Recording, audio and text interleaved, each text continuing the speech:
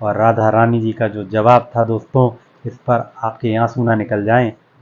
ठीक इसी प्रकार जब प्रेमी और प्रेम का मिलते हैं तो उनमें भी मर्यादाएं होनी चाहिए। ये हमारी नैतिकता है, ये हमारी जिम्मेदारी है। हमारी ये जिम्मेदारी हमें परिवार से मिलती है और ये परिवार की जिम्मेदारी है कि अपने बच्चों को बैठकर प्रेम की परिभाषा समझाएं। क्योंकि हम यदि चीज़ की अपेक्षा किसी से करते हैं तो इसका मतलब ये है कि हमें प्रेम नहीं है, वो सिर्फ और सिर्फ दिखावा है, छलावा है। दोस्तों, किसी ने बहुत अच्छी बात कही है, किसी को अपवित्र किए बिना ही किया गया प्रेम ही पवित्र प्रेम है। तो दोस्तों, मैं स्वागत करता हूं आपका अपने चैनल शिवम ब्लॉगिंग यूपी में। मैं शिवम उपाध्याय आपके समक्ष लेकर आया हूं एक बहुत ही रोमांचक कहानी। दोस्तों, कहानी का शीर्षक श्री कृष्ण भगवान से जुड़ा हुआ है और यह शीर्षक आपको बहुत ही अच्छा लगने वाला है। दोस्तों, बात करता हूँ श्री कृष्ण भगवान के एक चरित्र चित्रण पर प्रकाश डालने की कोशिश करता हूँ और इस कहानी के माध्यम से आपको बताना चाहता हूँ कि आखिर प्रेम क्या है। क्योंकि लोगों ने प्रेम को एक मजाक बनाकर रखा हुआ है, प्रेम एकमात्र मजाक बनकर रह गया है। तो उसी मजाक को सीरियसली लेने की ज़रूरत है। बात उस समय की है कि जब श्री कृष्ण भगवान अपने कक्ष में अकेले बैठे हुए थे और रुक्मिणी जी आती हैं और रुक्मिणी जी आकर उनको दूध देती हैं पीने के लिए, क्योंकि दूध बहुत ही ज़्यादा गर्म होता है और वह चुस्की जब लगाते हैं दूध की तो उनके मुंह से गर्म दूध होने के कारण निकलता है हे राधे। जैसे ही उन्होंने दूध पिया और निकला हे राधे, तो जैसे ही हे राधे का उच्चारण उनके मुख से होता है, रुक्मिणी जी का चेहरा देखने लायक होता है कि भाई जब पत्नी सामने खड़ी है और पुरुष जो उसका पति है, पत्नी का पति है अर्थात श्री कृष्ण भगवान है, उनकी पत्नी सामने खड़ी हुई है, बावजूद उसके उनके मुख से किसी और स्त्री का उच्चारण होना, ये अपने आप में एक बहुत बड़ी चिंताजनक बात थी और सही बात थी, क्योंकि पत्नी थी। तो रुक्मिणी जी ने बोला, स्वामी क्षमा करिए, लेकिन मैं समझ नहीं पाई कि आपने उच्चारण में राधा का नाम क्यों लिया। कौन है ये राधा, आखिर है क्या राधा? और आप जो बार बार उच्चारण राधा का करते हैं। तब श्री कृष्ण भगवान बड़ी मंद मुस्कान के साथ में कहते हैं कि हे प्रिय, आप जब राधा से मिलेंगी और जब उनसे बातें करेंगी तब आपको स्वयं पता चल जाएगा कि आखिर राधा क्या है। ये विचार जब रुक्मिणी जी के मन में आ गया और उन्होंने ये प्रण किया कि भोर होते ही राधा जी से मिल लिया जाए, आखिर मैं भी तो देखूं आखिर राधा है कौन। और ये श्री कृष्ण भगवान जो मेरे पति देव हैं, उनके मुख पर हमेशा नाम रखा रहता है, मैं पत्नी हूँ, मेरा नाम कभी नहीं आता और राधा जी का चारों पहर आता है। इस मनसा के साथ में रुक्मिणी जी सुबह ही रथ पर सवार होकर और राधा रानी के महल की तरफ बढ़ने लगी। इससे पहले राधा रानी को रुक्मिणी जी ने नहीं देखा है। अब राधा रानी जी के महल की तरफ ज्यों ज्यों रुक्मिणी जी बढ़ती जा रही हैं और जैसे ही महल पर पहुंची हैं तो महल का जो मेन गेट था, मेन द्वार था, वहां पर रुक्मिणी जी ने पहुंचकर जैसे ही देखा है कि एक अत्यंत रूपवान स्त्री, जिसके चेहरे पर लालिमा झलक रही है, जो स्वयं एक देवी के समान प्रतीत हो रही है, ऐसी एक स्त्री सामने से चली आ रही है। और रुक्मिणी जी ने निसंदेह, कोई बिना संदेह किए देखा और उन्होंने ये जान लिया कि ये राधा जी हैं और उनको प्रणाम किया। बोली कि आप राधा हैं?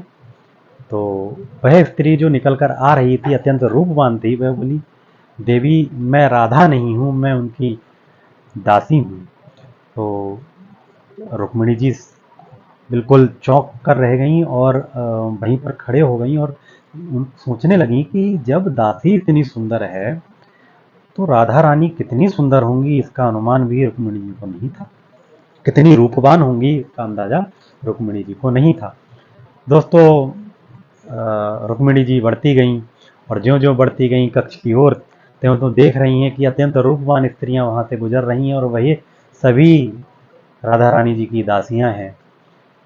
और जैसे ही पहुंची हैं राधा रानी जी के कक्ष में और नजर पड़ती है राधा रानी जी के कक्ष में, मानो एक किरण, सूर्य की प्रकाश की किरण एक चेहरे पर आकर गिरती है और रुक्मिणी जी वहीं स्थिर हो जाती हैं और स्थिरता के साथ में दोनों आंखों में आंसू भरकर देखने लगती हैं उनके रूप को, राधा रानी जी के रूप को।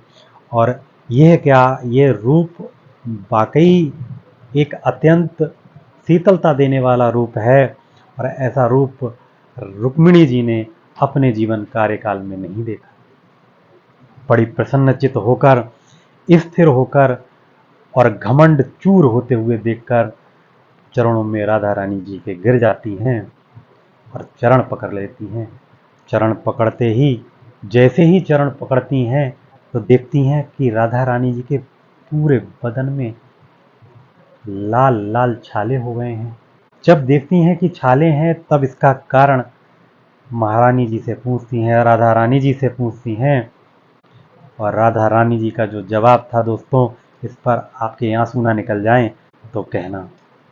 राधा रानी जी का जो जवाब था, उन्होंने बोला कि महारानी देवी रुक्मिणी, आपने जो रात मेरे प्रिय श्याम सुंदर को जो दूध दिया था वह अत्यंत गर्म था, और जब उन्होंने वह गर्म दूध पिया तो मैं जल गई, क्योंकि उनके हृदय में मेरा वास है और उस दूध से मेरे शरीर पर छाले पड़े हुए।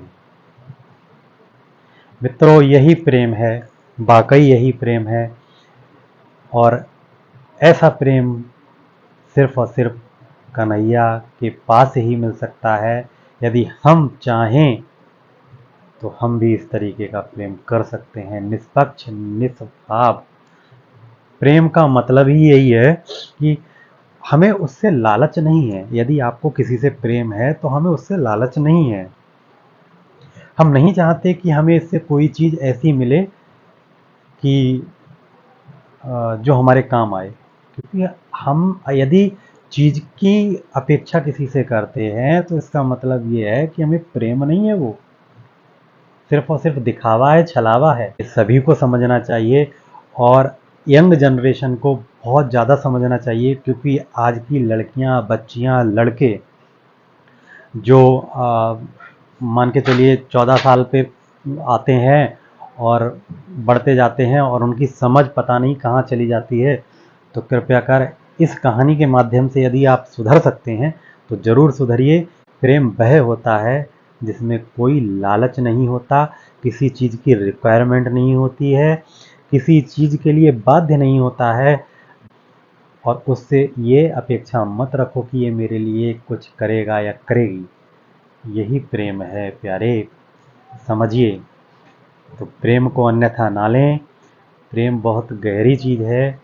प्रेम 2.5 अक्षर का ज़रूर है, लेकिन ये इसको 250 साल लग जाएंगे, 250 करोड़ साल लग जाएंगे और व्यक्ति समझ नहीं पाएगा आखिर प्रेम क्या है।